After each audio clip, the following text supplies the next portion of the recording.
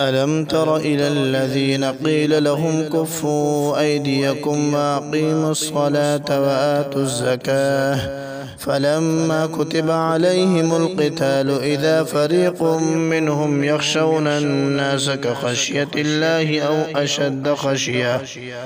وقالوا ربنا لم كتبت علينا القتال لولا أخرتنا إلى أجل قريب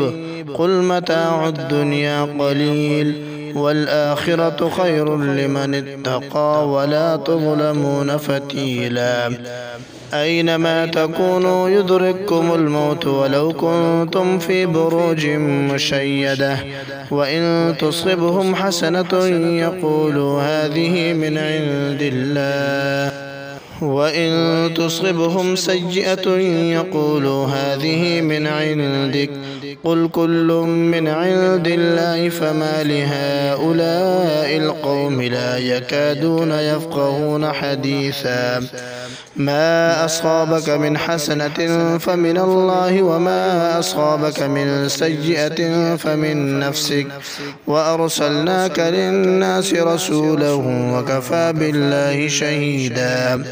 من يطع الرسول فقد أطاع الله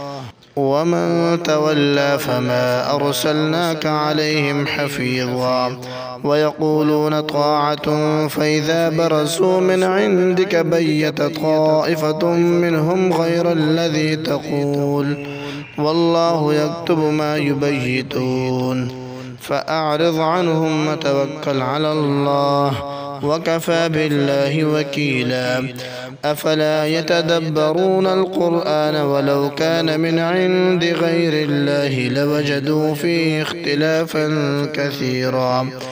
وإذا جاءهم أمر من الأمن أو الخوف أذاعوا به ولو ردوه إلى الرسول وإلى أولي الأمر منهم لعلمه الذين يستنبطونه منهم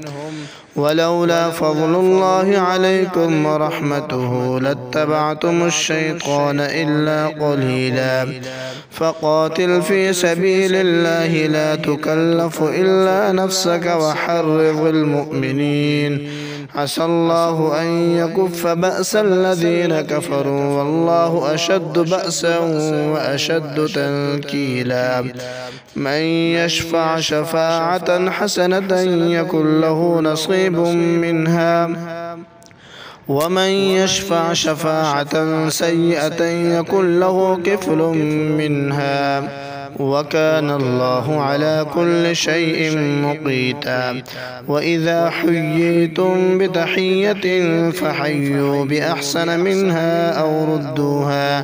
إن الله كان على كل شيء حسيبا